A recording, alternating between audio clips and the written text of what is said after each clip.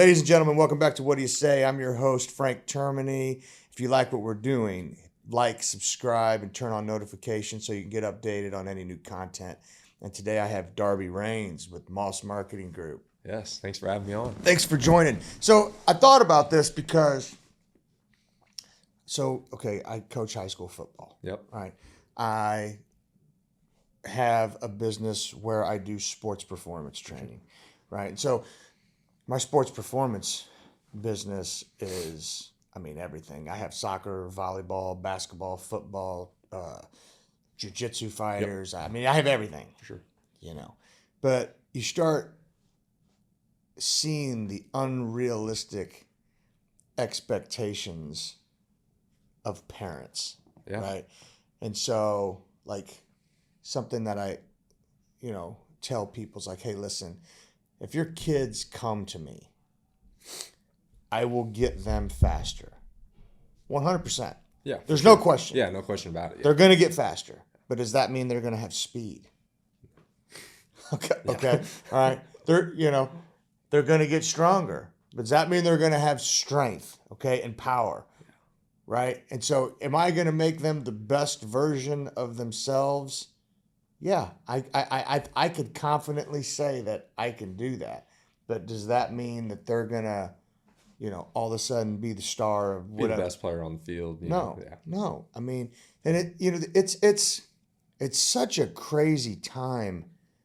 How old are you? You're really young, aren't you? Yeah, I just turned 30, so. Yeah, so you're about 16 years younger than me. But when I played sports, right? I can't think of a time that it really happened where a young kid came in and took an older person's spot. I could maybe think of one time. Yeah. And even through high school, I could think of one time, and now that shit happens all the time. You know? And so now you can't just compete against what you're seeing. You got to compete with what you don't see. Yep. Sure. And I think, and the reason why I wanted to come on and tell this story was so many parents get caught up, and I even fall into the trap with my own kids. Yeah, it's easy to with your own children, especially when you're coaching them. And yeah, it's you fall into the trap on where they're at right now. Yep, 100%. As opposed to let's cultivate an interest. Number one. Yeah. Let's cultivate a work ethic. Number two. And then everything else probably going to take care of itself. Fall into place. If they love it and they work hard, they're probably going to be successful. They're going to be successful, 100%. Yeah. And so you grew up and you played. Tell me what you played. Yeah, so I played football, baseball, soccer, ran track a little bit in middle school. Really liked track. I did the hurdles. My whole thing was I was always good at jumping. I was explosive. So doing the hurdles, I really enjoyed doing that. Got to high school, obviously track and baseball fall in the same season. So they were like, you got to choose one or the other. So ended up playing baseball. Played baseball and football in high school went to Fort Osage High School in Independence. You went to Fort O, but your brother goes to Pius. Yes. Okay. So half brother, same mom remarried. Got it. So yeah, there you go. He goes to Pius. But yeah, I played all sorts of sports growing up. Ultimately ended up playing football and baseball for Fort. Played 3 years of varsity, sophomore, junior, senior year, both sports. Had some success. Wasn't very big. I was 5'6", my junior year of high school, 5'6", 135 pounds. So not big at all. So even at that time, getting on a varsity field. It's not easy. It's not going to happen nowadays. I know that. No. So it's not easy. Like you said, sometimes you got to wait your turn. I was fortunate. I say that, but injuries, injuries happen. I was able to step in, and then once I got on the field, just kind of ran with it and made it my own thing. So what positions you play in baseball? Center field. Center field. Yeah. And then what'd you play in football? Corner. Cornerback. Yep. At 5'6", 135. Yeah. Yeah. And Fordo was what class at that time? 3A? 5A still. Yeah. Oh, they're 5A. Yeah. I'm sorry. That's right. Yeah. Yeah. 'Cause we were 5A and we Yeah. played them. They were big last year. Yeah. Our defense my senior year was probably one of the best defenses, if not the best defense it's ever gone through for it. We had 8 shutouts in 12 games. I mean, we were pretty legit. And ended up going to state championship playing Kirkwood from St. Louis. They ended up just destroying us. They were twice our size, speed, everything. Just We ran into that buzzsaw at against St. Mary's yeah. in 2021, I believe it was. Yeah. I believe it was 2021. 2020 we played Lamar, lost 6-3. 2021 we played St. Mary's. They were class 3, but the number 2 team in the state, all class. Shit. And I would make an argument that they would have beat CBC Yeah. that year. I mean, they were loaded and they just buried us. They absolutely buried us. So I feel that pain. It's humbling. Oh. It definitely is, you know. Here, it was such a frustrating game, and it was even a tough game to get excited for, because as you're watching film, you're like, I don't see how we're going to stop this. Well, and it's like you're a coach too. I mean, seeing speed on film is one thing, and then getting out there on the field, you know they're going to be fast, but it's like a complete. You can't appreciate it. I've said that. It's unreal. 100 times. It's unreal. I'll never forget going up to the state championship game my senior year. We watching film. They had a receiver who was just lightning fast, blazing on film. You just knew he was going to be fast. Very first play of the game, dude comes out, lines up right across from me. I'm like, here we go. So I back off a little bit, whatever. Takes off. He runs a hitch. I jump the hitch. He turns around and just takes off. Very first play of the game. Luckily, the quarterback overthrew him. And I knew from that second, I was like, this is going to be a long game. I was like, this is not going to be fun. You almost got to let the ball bring you to the hitch and just wait. Yeah, but very first play of the state championship game, jumped the hitch route. Dude just bailed. I was like, oh my God. Oh man. Luckily they overthrew him, but to start the game, it'd have been like a 75-yard bomb touchdown. I can't think of the kid. I want to say his last name was Coleman. And he initially was going to go to like Miami or something, and then Dion took a position at Jackson State, and then he was going to go to I don't know where the kid ended up going to school, but I know he was a D1 kid, a big-time D1 kid, just an absolute stud. So, okay, and so tell me this. Did you get any like accolades your senior year? Yeah, so I was all conference, all district my senior year. So junior year, I broke my ankle very first day of practice. So that took a big chunk of my high school career out. Like I said, I played my sophomore year. I thought my junior year coming in, I was like, okay, I could, now I can actually make a name for myself and ball. And I ended up breaking my ankle very first day of practice. Ended up playing the last 3 games of the season. Played well, and then really my senior year, this is the only year I had to really play. Was all conference, all district. Had 8 interceptions. Then again, just the size coming into play I think I've probably grown 3 or 4 inches since maybe Northwest when I went to Northwest. So how tall are you your senior year? My senior year, I'm probably 5'10", Okay. give or take. All right. And so 160 pounds. no college scholarship. No, Nothing. And so you decide, I'm just going to go to Northwest. Yeah, I mean, kind of got down on myself. I mean, it's not fun. I mean, you obviously want to go play college ball as an athlete, and then when nobody's interested in you, you're kind of like, oh well, this is what it is now. I'll just go to school. So ultimately, I just ended up going to school. Went to Northwest Missouri State in Maryville. Just went to school my first 2 years, and then ended up one day one of my good buddies reached out and asked if I wanted to play some pickup basketball one day during the middle of the day, and I was like, I got class. I don't want to do this. I don't want to skip this class, whatever. And he's like, dude, it'll be a blast. Like, come on, let's make it happen. He's like, just skip class for one day. Let's go make it happen. So I'm like, all right, whatever. End up going, playing basketball. They call it noon ball, is what the coaches do. They play it on Tuesdays and Thursdays at noon. Basketball coaches and the football coaches get together. They just hoop. So they ended up needing an extra player. So I ended up going and playing.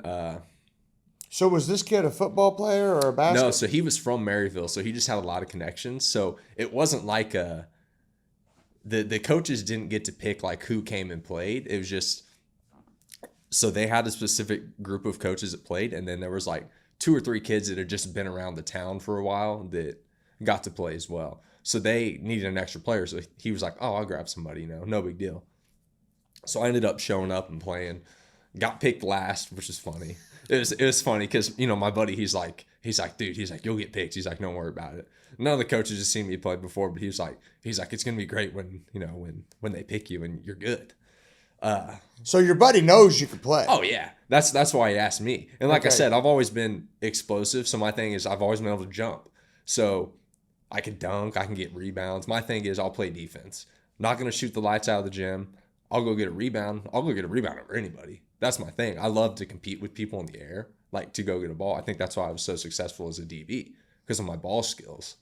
So I end up getting picked. We start playing. Now, what is your body habitus at this point now? Because you're a sophomore in college? Yeah. Okay, so So I'm probably, 2 years out of any physical activity, really. Playing in the rec center here and there, that's kind of how he figured out that I could play. But maybe 6 foot at this time. okay, So not much bigger than I was. okay, So yeah, I ended up getting picked. We start playing. I ended up being on a team with the receivers coach at Northwest, Joel Osborne. He's the head coach at Benedictine now. oh, okay, all right, Ben McCollum, who was the head basketball coach at Northwest, he's now at Iowa. Just Okay. took the head coaching job there. And then my buddy, and then one other coach, like maybe an assistant or something. And about halfway through the game, there was a fast break. Coach McCollum, basketball coach, had the ball, threw me an alley-oop, and I went up and dunked it. And the head football coach, Adam Dorrell, at the time, he's now at Central Oklahoma. He came up to me. He stopped the game and was like, dude, he's like, you might not know this, but he's like, you might be coming out for the football team. So I'm just laughing. I'm like, yeah, sure, whatever. Huh, good one. We keep playing like nothing happened. Then sure enough, after the game, we got done playing. It was probably an hour later. I'll never forget. Coach Osborne came up to me and he was like, hey, he was like, Coach Dorrell was being serious. He's like, let me get your contact number. And he's like, I'll reach out and get a hold of you in the morning. So I'm like, okay, still at this point, I'm like, there's no way this is going to happen. Like, this is not something that happens all the time. right, I've never seen it happen at least. like I've seen Northwest has open tryouts, right, and I've seen kids nobody's made the team. right. So That I'm are like, pretty good football. yeah, I'm like, players. there's no way I'm getting picked up from a pickup basketball game. Like, there's no shot. So I actually still have the voicemail on my phone from Coach Osborne the following morning. It was a Friday. There's a message. He left me a voicemail at like 8:15. He said, hey, this is Coach Osborne. He's like, you might know me as Joel, because I didn't know him by his Coach Osborne yet, He's like, you might know me as Joel. He's like, just talk to the coaches. He's like, come up to the office. We want to talk to you for a bit. So I wake up, I go to class. I'm like, well, shoot, I guess I better go to the coach's football office, see what they want to talk about. So I go up there, and at this point they're like, we have to look into how many credit hours you have, how many you're enrolled in, etc., just to see if I'm eligible to play, how many years of eligibility I have.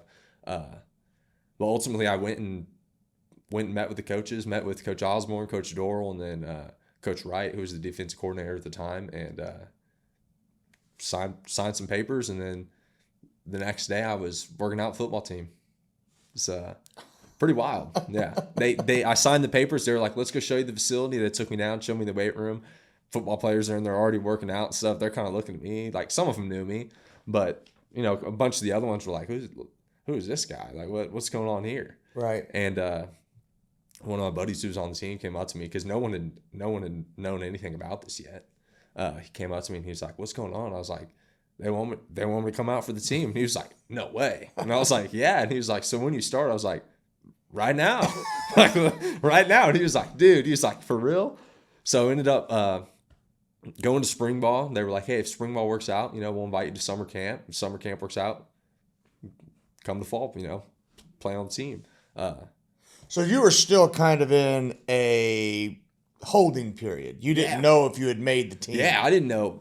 I was just, this was basically them coming to me and saying, hey, come try out for the team. Okay. So 2 years removed from football, I'm like, these dudes are the real deal. They've just won 3 national championships in the past 4 years. So I'm like, and before that they went to 4. Yeah, I'm like, and lost all 4 of them, but they were really good. They're there every year. Yeah. I'm like, these are some ballers. Like they're so. So was Sheldon Cook the running back when you were there? No. Or was he older than you? He has to be older than me. So my freshman year, we had a running back. His name was Billy Creason. I think he went to Green Valley High School, maybe. Okay. And then I'm trying to think of the other kid's name. I didn't keep up with the football team, so I wasn't. My freshman and sophomore year, I went to the games. I wasn't tuned in like I probably should have been. Okay. But yeah, first day of spring practice, they were like, hey, we want you to play corner. So I'm like, oh man. So, like I said, being 2 years removed from the game, my footwork and stuff was a little rusty, did spring ball, enjoyed it, spring game, played in the spring game a little bit. Then they came up to me after the spring game. They actually let some kids go, like, hey, you're not on the team anymore. And then they asked me if I wanted to come back for summer. Came back for summer, grinded all summer, still played corner. Then they invited me back after summer for the actual season. And about halfway through that season, they had some injuries. So I kind of transitioned from corner to receiver, which I was okay with. I was like, that's fine. I'm not the guy that's going to go ask the coach for more playing time.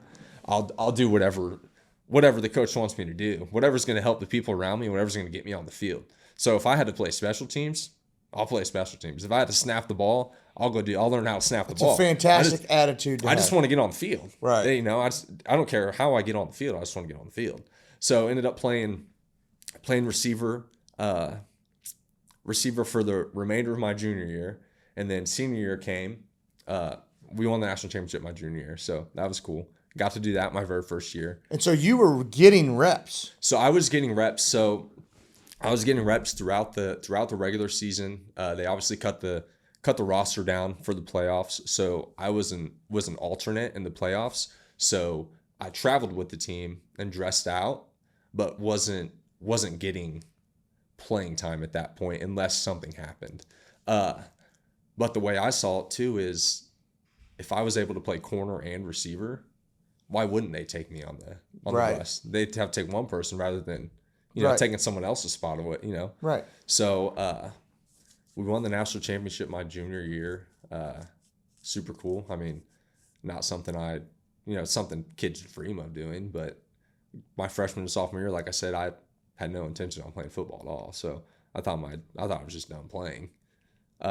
Was able to do that, and then my senior year, they wanted me to play receiver, so I played receiver. Injuries happened at corner, and they're like, "Hey, you've played corner before. How do you want to do? Can you help us out at corner?" So I ended up playing a little bit of both ways. Not in every game. A couple games I got in at corner and receiver. It's funny. Homecoming game, playing Pitt State. They threw me in at corner because someone went down. I'm out there wearing number 83 at corner. Got my first career interception like the second time they threw at me. So that was funny. I got a picture every time I show people. They're like, dude, that's a nice catch. I'm like, it was an interception. They're like, you're wearing 83. And I'm like, yeah. I'm like, see, I was playing receiver before that. I was like, then they threw me in at corner. But yeah, really just a wild story. I've never heard anything like it. And so how far did you guys go your senior year? So my senior year, we got to the second round of the playoffs, ended up playing Ashland in Ashland, Ohio, which was pretty fun. Probably one of the coldest games I've ever played in. That was, I got to start that game. So I started that game at receiver and then kick return and kickoff. So that you were was a kick cool. returner too. Yeah, so in high school, I returned punts. It drives me insane now. Like I said, I was a center fielder, so I was always good at reading balls, going and catching them. Uh, so my senior year of high school, I returned kicks.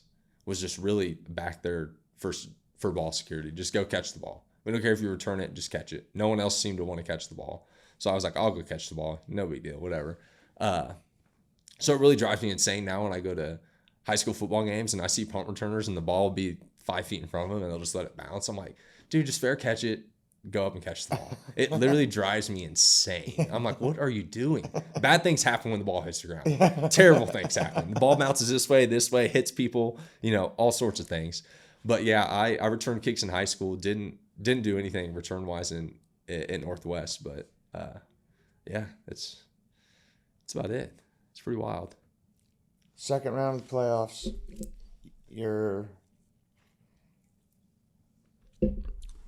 So we had like a 6 receiver rotation.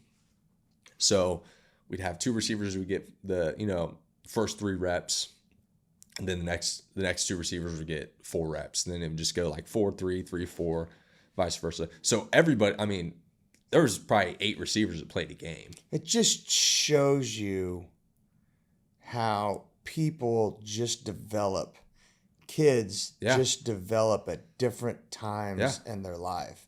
And how many times do you see this kid who is a fantastic athlete in grade school and then goes to high school and does absolutely nothing? Or someone who's 6 foot in 5th or 6th grade, and then their senior year, they're still 6 foot. Right. Hasn't done anything, hasn't grown at all. I mean, I was 5'9" at 13 years old, and I'm 5'9" still. Now, I got much... Yeah. I was 185 pounds, by the time I was a 185-pound freshman. Yeah, for sure. I mean, so I put on 20 pounds between my freshman and my senior year of high school. I was probably 205 when I was a senior. But, a 5'9", 185-pound freshman is a big freshman. I mean, I see a 5'9", 185-pound kid coming in as an 8th grader. I'm going to be like drooling. Let's go. Right. I mean, that's a big deal. You know what I mean? But you see these kids just develop at different times. And I think the parents more than the kids, and I'm included in this because I do it sometimes and I have to catch myself, but you start comparing yours to other kids. 100%. And it's so bad. Yeah. And I don't think that, you might agree, you might disagree. I don't think like the social media aspect of things is helping either. Like these kids are scrolling. It's terrible. They're 15. They see another 15-year-old who's in Texas who, we'll use baseball, for example, a 15-year-old pitcher scrolling through. They see a kid from Texas who's 15 throwing 96 miles an hour. They're like, well, he's 15. I'm 15. I should be doing that. Right. You can say that for every sport too. You can, and you could say it in life. Comparison is the thief of joy. Yeah. Right. And so, and look, once again, I do it. Yeah. I mean, I'm sure it's easy to do. Here, now as a 46-year-old man and you're a 30-year-old man, you don't do it from a sports perspective, but you may do it from a monetary perspective. And see a guy that's your age and maybe he's making $500,000 a year, and you could say to yourself, "Well, I should be making that. Why am I not making $500,000 a year?" And you could fall into this rabbit hole of comparison for sure. But here you have to ask yourself, like, okay, is that guy maybe that guy's working 100 hours a week? Yeah. Are you willing to work 100 hours a week to have what he has? I'll tell you right now, I'm not. Yeah, a lot of people aren't. I'm not. I'm not working 100 hours a week. Yeah. And not being able to see my wife and not being able to see my kids and not be able to go to their games. I'm not doing that. No. It's not worth it for me. Yeah. So those are things that you have to ask yourself. But you see so many times, these parents. And then here, what really frustrates me is the parents who will do the comparing, and then you say to yourself, okay, well, let's take volleyball, for example. Okay, what are you doing outside of practicing 2 nights a week? Are you doing any training on the side? Are you doing vertical training twice a week? Are you doing weight training twice a week? Are you doing any of that? Okay? Because here, 100% of volleyball players practice volleyball twice a week. Yeah. So by going to volleyball twice a week, You're doing the same thing everybody else is. You did not work anyone. No. Okay, and then half of them are doing volleyball twice a week and vertical twice a week. So by doing that, you still have 50% of them that are outworking you. Yeah.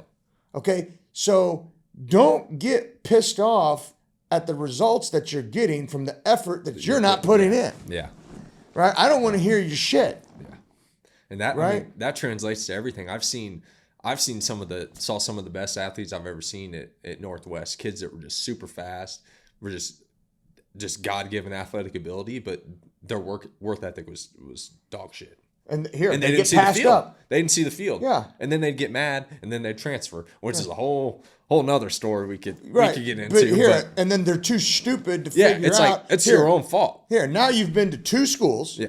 Okay, you've went through the same shit. Still doing the same thing. Still not working hard. Yeah, you know? and you're not smart enough to figure out that the only common denominator is you. It's me. Yeah.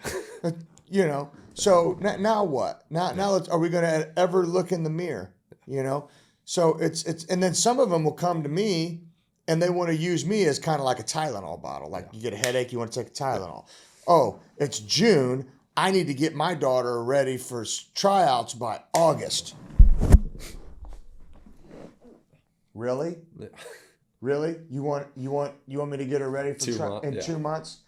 Oh, how many times you want to come a week? Once. Don't waste your money. Yeah. Don't. Yeah. No, seriously. Don't waste your money. Yeah. It's not gonna happen. It's not happening. Yeah. It's not happening. The only time I could justify someone training twice a week is in season. Yeah. Or even once a week, I could justify it in season. Right? That's the only time I could justify. If you're in the off season and you're not training 3 times a week, you're not training enough. Well, you're not getting better either. You're staying in the same spot you've been. Yeah, you're not training. If you're not, this is on top of your open gyms, of your actual sports training stuff. Yeah. Right. I'm talking 3 days a week of what I would refer to as para training, because you're training everything around that sport. Yeah. Right? Okay, you're training your speed, you're training your vertical, you're training your injury prevention, your mobility. You're training all those things 3 times a week. And really, it should be done daily. Yeah. It should be done daily. But if you ain't doing it at least 3 times a week, get real comfortable next to the coach. Okay? Just get real comfortable. Yep. Right? And I don't want, here, as... how do I want to say this? As conscious as I am of a kid's feelings in 4th, 5th, 6th, 7th grade, by the time you're in 8th grade, I don't give a fuck, dude. Yeah. The depth chart's real. Yeah. I'm sorry. Figure it out. And if you want to get on the field, get better. Work for it. Yep. Right? Now, I'm going to coddle you when you're younger. I am. For sure. I am. I just, at those ages, kids need reps. Kids need to play. You may lose some games getting kids in. Yep. But that all that needs to happen at those ages. By the time you're in the 8th grade, I don't go. Hey, if you ain't one of the best players, you're on the field. You ain't playing. And I don't care who you are. I don't care. It makes no difference to me. Yep. I've had my brother's a sophomore now, but probably 4 or 5 years ago, his coaches reached out to me, or like baseball coach, and was like, "Hey, do you want to help coach?" And I was like, "No, I don't. I don't have I wouldn't say I don't have the patience, but just like you said, I'd rather play with 7 kids that are good than have 2 kids on the field that are weak links. Right. I'm going to put the best kids on the field, especially at that age. Right. 6th and 7th, 8th grade. I want to win. Right. So I'm going to put the best kids on the field, and I mean, going back to what you said, want to win.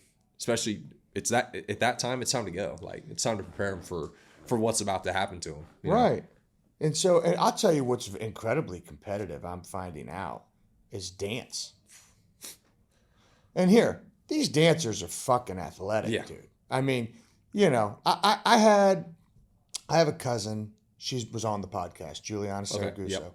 and she goes to MU. She's a dancer. This is a Division I athlete, right? Okay. And she had torn her ACL, and I was rehabbing her. And at the end stage of her rehab, we started doing more sports performance stuff. And I had her training with the football players at one point up at Pius. And I'm watching her and them. I'm like, there ain't one of you guys in here that can do what she does. Not one of you. Yeah.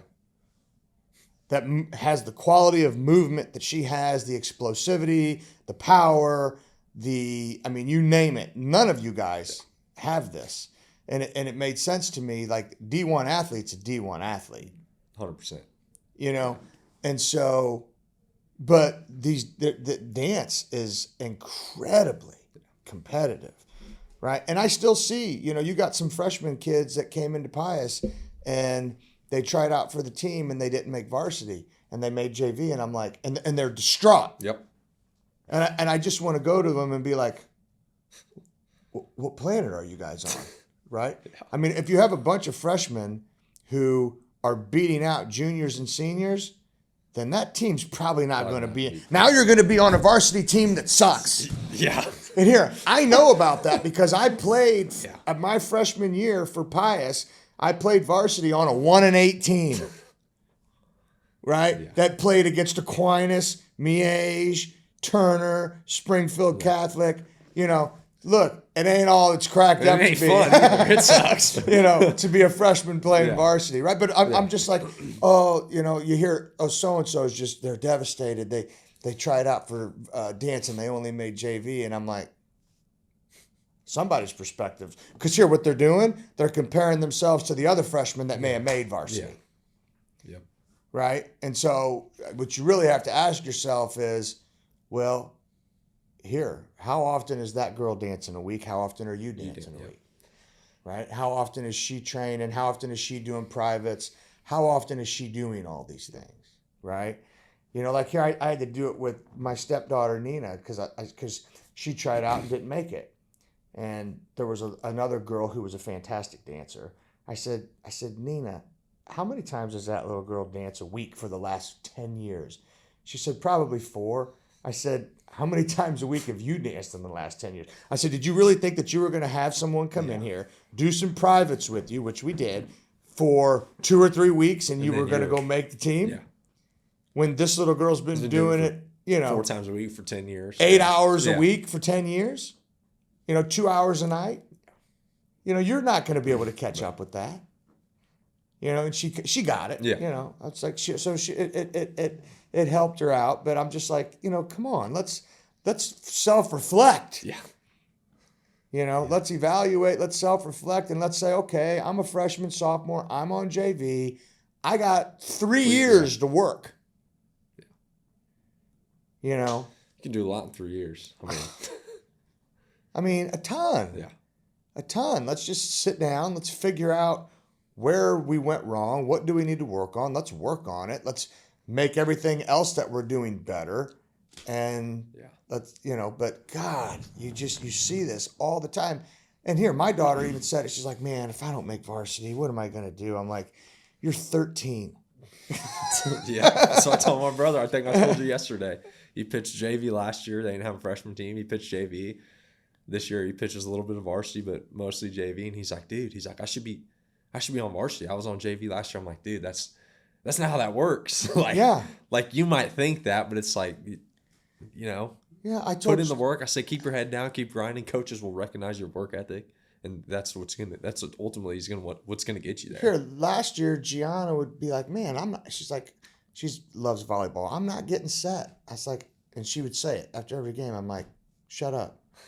I don't want to hear the shit no more. Yeah. I said, you make yourself to where the coach is telling them to set you. I said, that's how good you need to make yourself. Fast forward a year, the coaches would grab the setters and tell them, find Gianna. Yeah. Find her. Please. Know where she's Yes. at. And I said, there you go. Now, continue to shut up, Yeah. okay? Continue to work hard, okay? And try to make yourself their only option. Yeah. Make Right? it where they don't want to do it to anybody Yeah, else. make sure where they don't even know where anyone else is at. But they know where you are. That's it. Now do that. Yeah. Okay? And then once you do that, then just keep going. I mean, you know what I'm saying? So but the problem is some of these parents are like, oh, she won't get set. They won't set her. The setter is best friends with the other hitter. I'm like, your child's gonna fucking be a loser. That's the only fucking thing that's in my head, right? Your child. I mean, you're talking about 13 or 14-year-old girls, right? You have to be good enough that the coach grabs the setter. It says find this. Yeah. Find this person. The coach will do that. Yeah. If your daughter gets good enough, If they're that good, yeah. the coach is gonna do that and say, find her. Well, if the other players around her are that good, the coach won't even have to do it. They'll just know to do it. Right. And so I'm just like, sometimes parents even fall into this, this trap. And so I'm probably a little bit, I try to be so far away from that I may have scarred my kids. Yeah. I may have scarred my kids. I could have, especially my son, Frankie, because he's a little bit more, he's a softy. Gianna, you can get in Gianna nose to nose and get in her ass. And Gianna's going to respond to that. Mm-hmm. If you do that to Frankie, he's going to shut down. Yeah. Right. So I have to, Gemma, you could get in her ass too. My two girls, hard nosed, tough, jump them, they'll respond. Him, you got to put your arm around him. So I've had to learn that. Yep. And there's nothing wrong with that. No, but normally what I do is I just tell the other coaches. Oh yeah. Because I want to, I really do a good job. I do a great job coaching kids other than my own. I do not do a good job coaching my own. Yeah. So I've come to realize maybe I'm not the right person yet to coach them, But Gianna, I can coach. Yeah. Gianna, I could coach. Gemma, I could coach. Do you think that's a relationship thing? Like they know that you're their dad? It's a personality thing. Okay. It's a personality thing. So I mentioned before we started that I'm coaching my 4-year-old. Granted, she's 4, but this past week at soccer, she didn't want to play, so she just threw a big fit on the sideline. Well, then that resulted in her coming to me in the middle of the game because she wanted me to hold her. So I'm carrying her around the whole first half of the game. But I was telling people, I think that me being the coach was the problem there. So I think if I wasn't the coach, she wouldn't, say if you were the coach, she wouldn't go up to you and want to get carried. She would just go play. Right. But since she knows, oh, that's just my dad. That's not my coach. Right. I'm going to do this. Yeah. No, I think so. And I think if you notice it happening over and over again, then next year you would probably that's what I told my wife. I said, Lenny is great at soccer. I said, love coaching her, but I don't think that it's going to make her any better if I continue to be her coach. You could circle back in 4 or 5 years when she's 9 or 10 and probably do it. And you'll be fine. I can't imagine she's going to do it at 9 or 10. No. Make you hold her on the sideline. But I carried around the whole first half of the game. I was like, this is ridiculous. They're like, she's 4. I'm like, yeah, no one else's kid is doing this, though. Everybody else is on the field playing. Because what you're doing is comparing yours to everyone else's. Yep. No, I get it. Yeah. Believe me, I get it. Though I sit there and I look at all the other kids and honestly, I mostly do it with Frankie. Because at this point, Gemma and Gianna, they kind of excel, right? And so, now here, I told them to both. I'm like, y'all get cocky and get complacent. I promise you, by the time you're a junior, you are going to be on the bench. Yeah. I promise you that. So I'm very adamant with that. But I do suffer from the comparison component with Frankie, and it's because Frankie, at this point, he hasn't developed that what's the word I'm looking for? So he's passive. He's passive. Pass him the ball in a basketball game, he can't get rid of it fast enough. He'll play good defense. He'll box out, but you give him the ball, he's not thinking I got to score. Yeah. He's thinking who's open so I can pass him. How fast can I get rid of this ball? It's unbelievable. Yeah. It's unbelievable. And I guess I'm glad he's not a ball hog. Yeah. So I guess maybe when it does flip, he'll have both his ability, the vision to pass, and take it upon himself to go score. But I'm just learning. Hey, be patient. Be patient. He don't want to play football this year. Yeah. You know what? That's what you're telling me. Yeah. Fine. It's fine. Don't. And he was terrified to tell me, and I'm like, dude, I do not care. Yeah.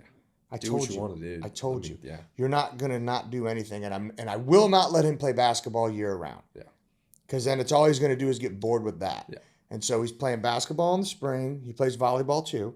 He'll play basketball in the summer, the winter and the spring, and then that gets done in July. And then I'm gonna let him have a break from July to August.